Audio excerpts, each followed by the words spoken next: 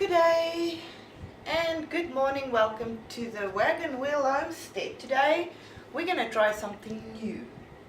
It will be the first for me. We're going to make a 100% coconut oil soap bar. Now I'm just going to show you the things that you might need. You'll need a mold. Now what I have done, because you might want to just make this, and you know, you might be a beginner, you might not want to actually go and spend money. I was there once. So what I've done is I started off with this little beautiful fella. Just the ordinary 1 liter milk carton, and I've cut off the inside.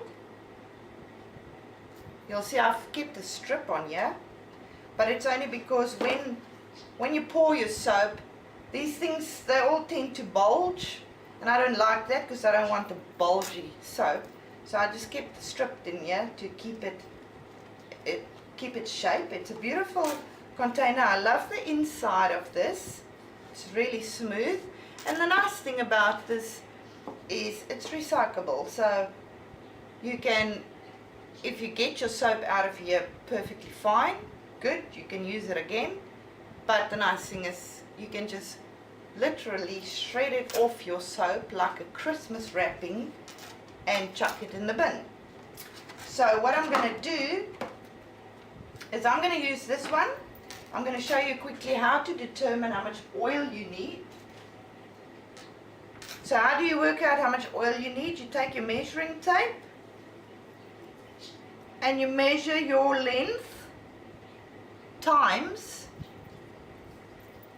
your width times your height times 0.4, and that will give you the amount of oil that you're going to need. Now for this particular mold of mine, I'm going to need 588 grams, and I will be working in metric, so you might have to do some conversion if you don't work in metrics. Right.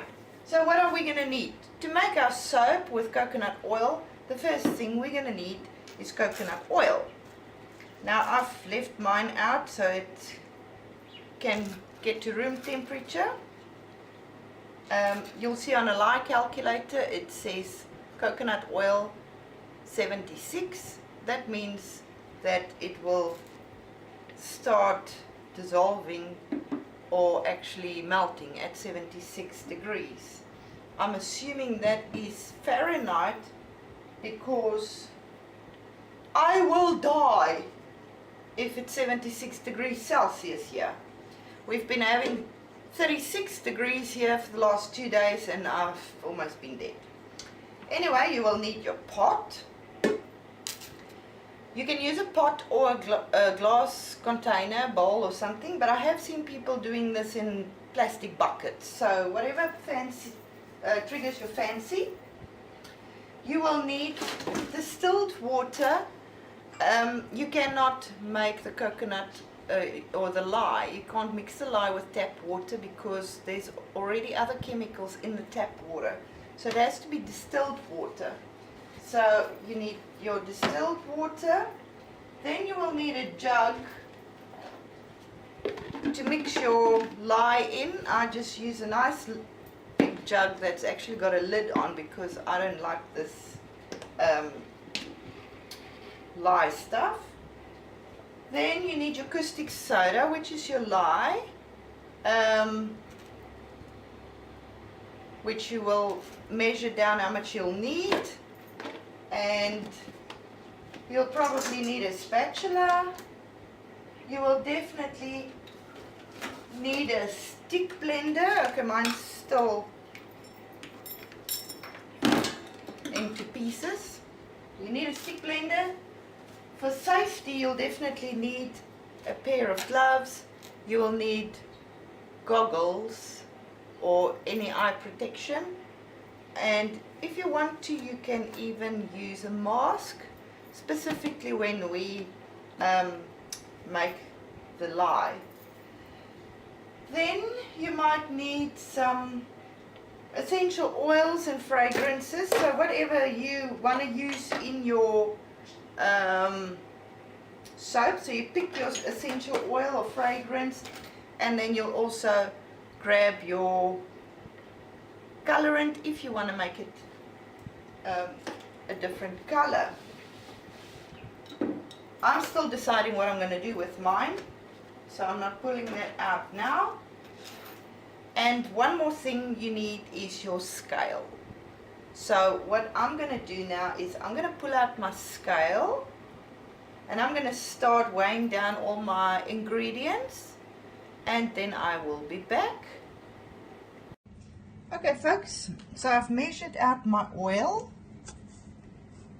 my 588 grams of coconut oil. I've measured out my distilled water, which was 223 grams. I've measured out my lye, which is 86 grams. And I've measured out my fragrance oil. I tend to put everything in little containers because I'm scared of spillage. And since we are working with dangerous things here, especially the lye, we don't want to spill anything. So we're going to go outside now and mix the lye and get that ready. Okay, we are outside in my gazebo with lots and lots of ventilation. Did I tell you guys it's 36 today? I'm sure outside it's like 40. This place is ridiculously hot. Okay, so there's my distilled water, and I've got my gloves on. You never pour the water onto the caustic soda. You always add the caustic soda into the water, otherwise it will explode. So here we go. I'm just adding it slowly. Now this stuff starts making fumes and it gets ridiculously hot. So as you can see, I'm stretching over the camera to get to the water, because I don't want to even be anywhere near it. So you just give it a stir. I can feel it heating up. Ooh, okay. That wind blew that fume straight in my face, but you just give it a stir. It's really getting warm. You'll see at the moment it's murky. I'm stirring quite slowly so I don't splash. I'm not going to volunteer to get the stuff on me. And you'll see as it dissolves, the water returns to a sort of a clear state. Now this is very hot, and you're going to want it to cool down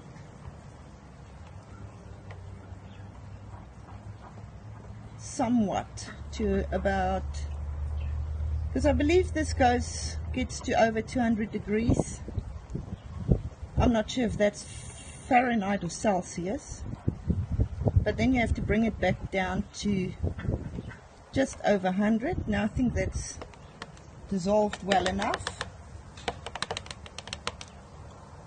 I'll put my lid back on. Then I'll take it back into the house and let it cool down, and then we'll proceed.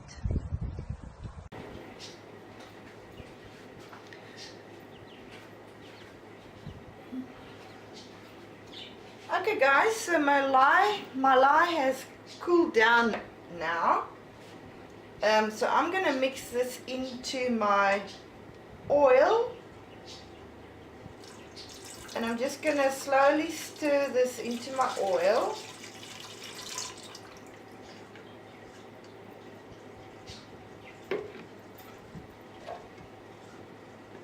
And then what I'm going to do is I'm going to use the stick blender to blend it, and then I will show you what is actually going on inside the pot. So I will be right back.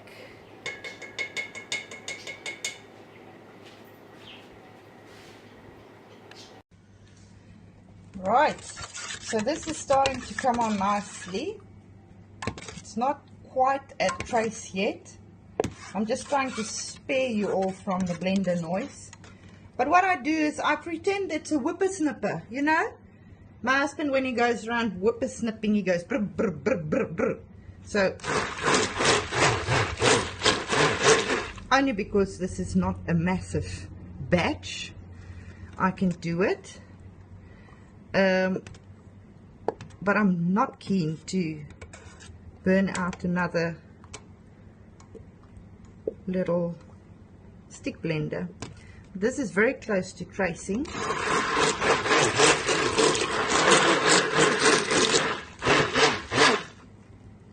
So I'll be back in a few. Okay, it's at a light trace now, very light. So what I'm going to do now is I'm going to take some of this oil, just a little bit to mix my scent in. I'm going to go with a beautiful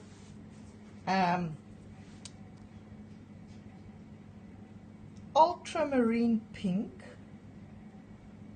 Okay, this camera is useless in terms of that. I'm going to go with the ultramarine pink, and I'm going to go with a beautiful strawberry fragrance. So I'm just going to mix a little bit of the color in with some of this oil, and then I'll be back. Right, as you can see, my soap is now like getting thick, so I'm going to try and put this in a mold. What I'm going to do is I'm going to just plop my coloring into one corner of this batch,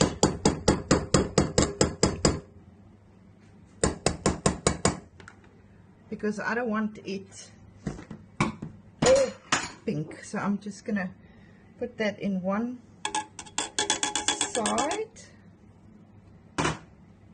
and I'm gonna just work that in there.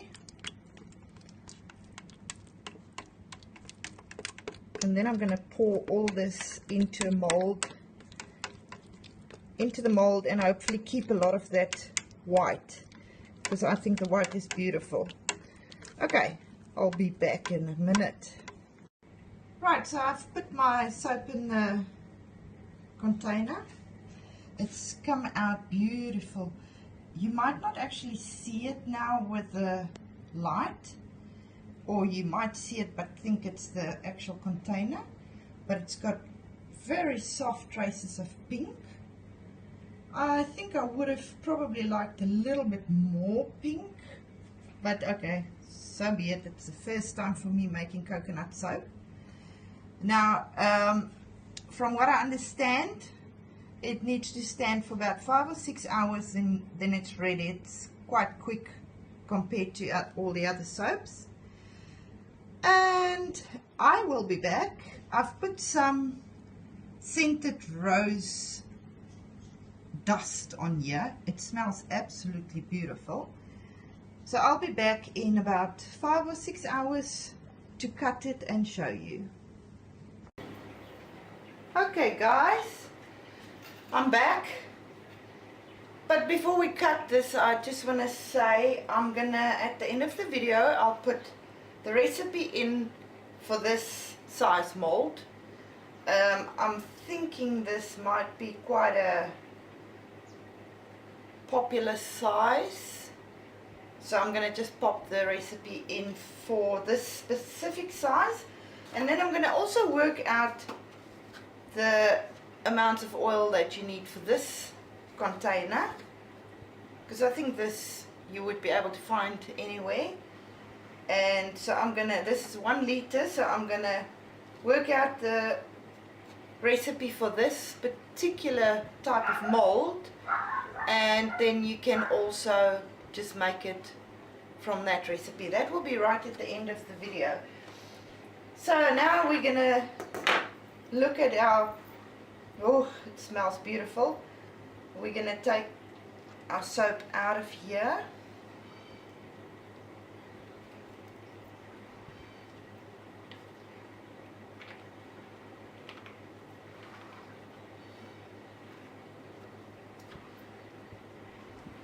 He wants to jump back. Okay, let's see.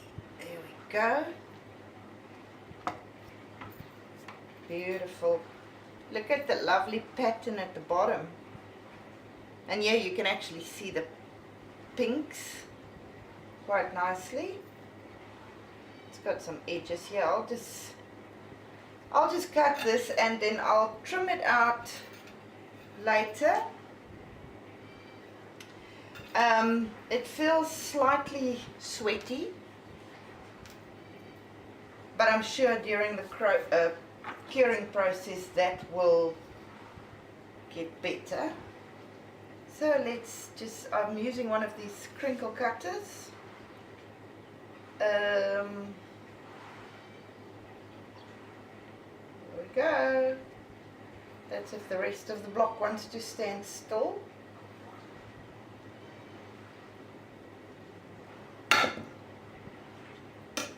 I really do need 2 hands for that, but look at that. That's exactly how I wanted it to look like.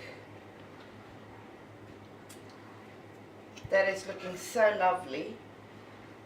It's sliding around a little bit, so I'm just going to put it on there so it will stand still. Because I need both hands.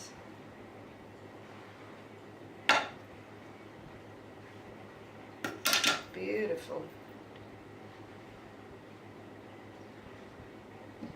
Great.